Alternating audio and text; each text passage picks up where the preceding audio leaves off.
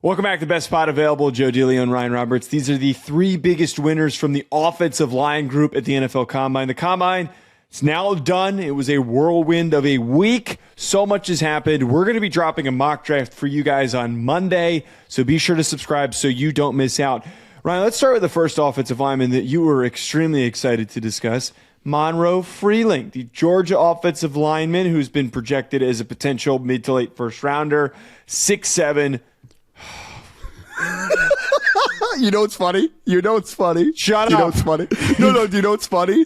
Is if you didn't mention his size, I was going to ask you, hey, Joe, how tall is Monroe Freeling again? I would have lost it. I would have absolutely lost it. He's 315 pounds. He's an undetermined height. He's 34 and 3/4 inch arms, 4.93 in the 40, which is a great time for him for his size being well over 300 pounds, 33.5 inch vertical, 9.7 on the broad. Looked really smooth, dude, in all of the on-field drills as well. We could have a separate conversation about the field surface being a problem because a lot of guys were slipping. He slipped a few times. Right. I don't put that on him. All the mobility that I needed out of Monroe Freeling showed up in these drills and in the athletic testing. He has to be the first person we discuss, but you were saying that you have a little bit of a tidbit on him. Yeah, tidbit that is dropping Monday morning on A to Z Sports. Before I get there, though, Joe, I just do want to say, I knew he was going to test really well because for people that don't remember his recruitments, he was actually a player out of the state of South Carolina, if I remember correctly, that I covered a lot at the time because Notre Dame loved Monroe Freeling, and he was at that time, he was doing 33 plus inches in the vertical. So I was actually a little surprised that he didn't do a little bit higher, but still 33 plus, obviously there. I mean, he's an explosive athlete who also has well over 34 inch arms. So he kind of checks every box, which is why, and it leads me to the intel that I'm dropping. So you guys get a little bit of an early one here. I talked about offensive line with a lot of people this weekend, both texting and in person, because I have been under the assumption, and I think that it's a strong assumption, that the offensive tackle boards across the league are kind of all over the place, man. There's some teams that love Spencer Fano. There's some people that like Caleb Lomu. There's some people that like Monroe Freeling. There's a lot that love Francis Mauanoa. So, different teams have different offensive tackle ones and different pecking orders. But after leaving, Joe, and talking exclusively about Monroe Freeling a ton, I think he's going to be the first offensive tackle off the board. And I think he could go. I think Dane Brugler said in a post today that he wouldn't be shocking if he went top 15. I'll do one better there. I wouldn't be shocked if he goes top 10 eventually when all is said and done. Because when I compare him to the rest of the offensive tackles in this class, Spencer Fano measured in with 32 and 1/8 inch arms, so he's got below average length. Really good athlete, though. And I like Spencer Fano, but we've talked about it. And funny enough, he did center drills today, right? And we'll talk more, expand more on him. But he's an outlier from arm length perspective. Caleb Lomu is a little bit still raw and a guy that needs further development comparatively to some other offensive tackles. Francis Mauanoa is a guy that some teams love at offensive tackle. Some teams think that he might ultimately be an offensive guard. I think that Monroe Freeling checks more boxes than any other offensive tackle in this class. He has well above average length, really good length. He's got the prototypical 6'7" frame that you want in an offensive tackle. He's also an explosive athlete. He's also an ascending player. If you look at his early season at Georgia versus his later season stuff, he got increasingly better throughout the year. So I do believe that he is going to end up being the offensive tackle one in this class in terms of who comes off the board first. And I wouldn't be surprised if Freeling eventually becomes a top 10 pick in this class. But you're saying though that in this world, Maui Noah goes after him, or Maui Noah is regarded as a guard. Both. Oh, man. I find that hard to believe. So both to a degree. I do think there's a split on Mauanoa across the league where some people like him at offensive tackle, some people like him at guard. We've talked about it. I am totally fine with Mauanoa getting a shot at right tackle, right? I'm fine with it. No issues with it at all. But I do think that there is a strong possibility that even if you include him as an offensive tackle, I think that Freeling could be the first one off the board, man. Number 6 to Cleveland is one that I am just keep staring at, Joe. I keep staring at it, man. I think Monroe Freeling could be a top 10 pick when all is said and done. And the fact that Dane Brugler put out that he thought that he was going to be a top 15 pick, most likely, that kind of even made my conviction higher, to be honest, because you know how much I respect Dane and the intel that he gets across the league as well. So, yeah, man, I think there is a very strong possibility where Monroe Freeling is the first offensive tackle off the board. We could classify it as the first offensive lineman off the board in general. Okay, I think that it's plausible. Yep. Personally, I think that's a mistake. I think that Maui Noa is the best offensive lineman in this class. I think that he has the most reliability. I think that Freeling's tape was far more inconsistent than Maui Noa's. It's fair. Again, I believe it's plausible. To me, it just seems like there's a lot more to get excited about and to buy into, especially if you're a team that just needs their offensive line to be better. You can draft Maui Noa to be a guard or to be a tackle for you in the future. You could find out where he succeeds best. So, I guess here's the problem, though, right? Like the nuance of the conversation is, while I actually agree with you that Maui Noa brings the much higher floor to the table, and would you be safer bets in early on in the draft? The problem is that this is not a class that has a lot of great blindside protectors, right? Like we talk about the guys that are going to play left tackle, and that's the position that usually does rise in classes, right? Like, so you're comparing him more to Caleb Lomu and like those guys that for sure are going to be left tackles on the NFL level. Now Noah is a potential at least a good right tackle on the NFL level, but then we come into the value of what is still the differentiation between a guy that could play on the blind side or a guy that's going to be a right tackle only on the NFL level, if not a guard. Like that's kind of the nuance of the conversation. That part of it, I'm good with in acknowledging that Freeling is the best left tackle in this class. I have a higher grade on Monroe Freeling than I do on Caleb Lomu. So that part of it I have no problem with, and I can understand the direction of, does the blind side blocking, him being the left tackle, the premier left tackle in this class, boost his stock in that regard because there's just really no left tackles. The other two guys that we're about to talk about right now are two right tackles. So that premise makes sense. I'm all good with that there. I want to bring up, though, Yanachore, Max Iheanachore, who's been a riser from Arizona State, had a really good Senior Bowl, and he followed it up with awesome testing and the smoothest performances during all the drills. 4.91, 30.5-inch vertical, 9.7 on the broad. He was 320 pounds, though. That, to me, is what was awesome, is that he's crazy, over 320 pounds, and he runs a 4.91, and he's the easiest moving tackle in this class.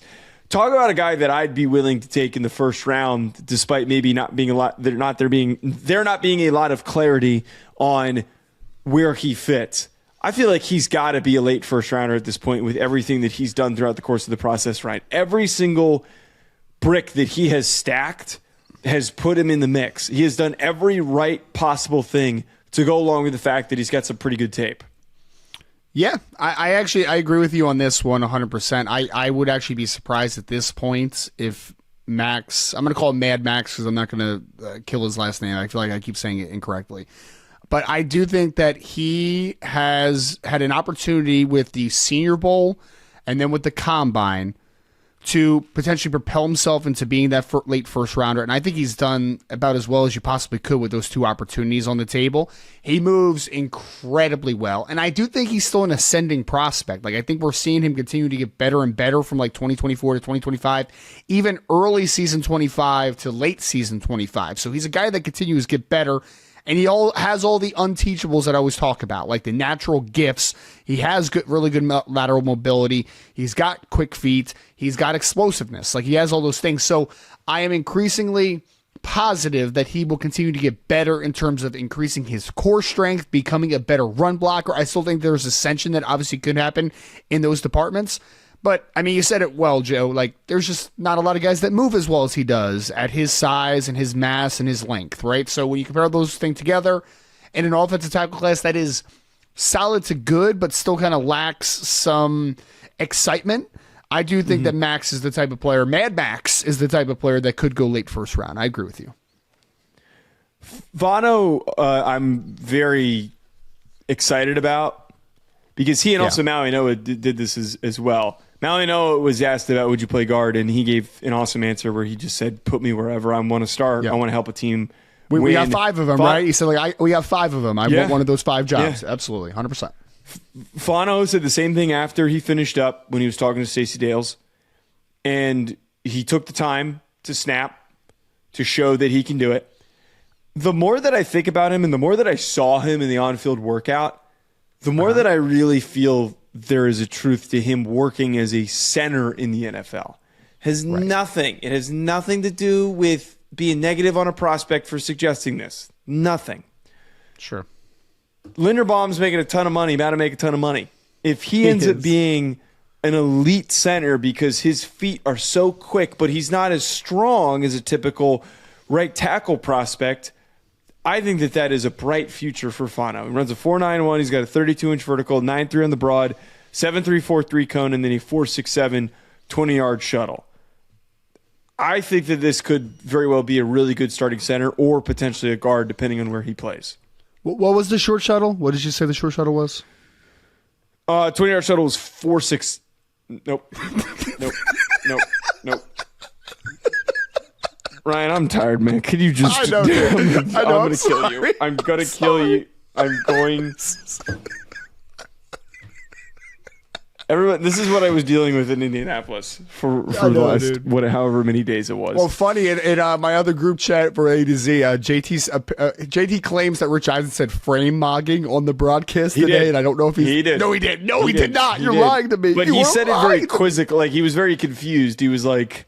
Frame mogging? Frame mogging? Yeah, he said it like that. Like, you kept saying it the whole week, which you still don't know what it means. I still don't know what it means. All right, Fano, talk about Fano. Speaking of frame, what a transition here. Speaking of frame, Spencer Fano's got a weird frame, man. It's weird, Joe. Like, it is weird, dude. He's got kind of that really thin lower half.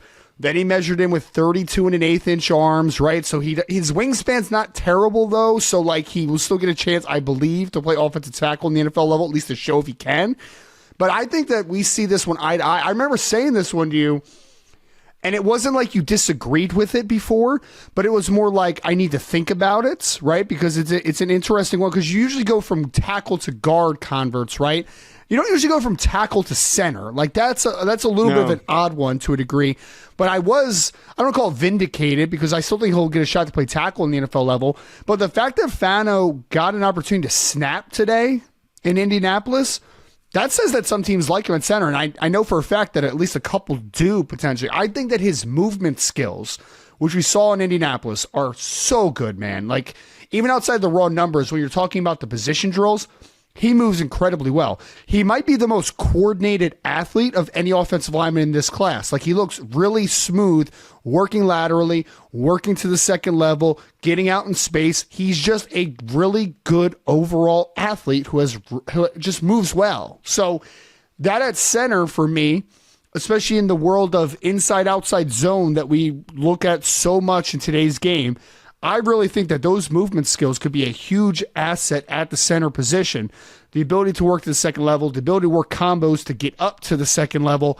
I'm enamored with the idea of Fano at center. Like, I am. It's going to be interesting to see what team drafts him and where ultimately they peg him as a player. Because, interesting enough, and here's the positional value conversation, if a team views Spencer Fano as a tackle versus if a team views him as a center, the center teams are probably going to draft him a little bit later, but I would argue that might be his higher upside as a player is as a center comparatively to a tackle. Like, that's why it's interesting to me that his actual best value position might be one that goes later on in the draft potentially. Like, maybe it's more of a mid to late first rounder comparatively to maybe a top 10 team decides, like, I want him to come play right tackle for me. So I am super interested to see where he lands number-wise, like numerically in this draft, but also positionally where teams ultimately see him. Because I'll be very honest, Joe, I think he could be a solid to good starting right tackle in the NFL. I still like him. I still like Spencer Fano.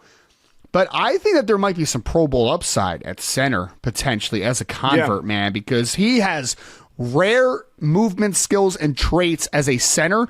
He has good or potentially very good movement traits to play on the outside, but on the inside, I do think is where, like, his potential could be unlocked. But it's just going to be very interesting to see just how some teams view him. Absolutely. Interesting projection for him. We're going to be back on Monday, guys, with a post-combine mock draft, so make sure you're subscribed and you don't miss out. We will talk to you later.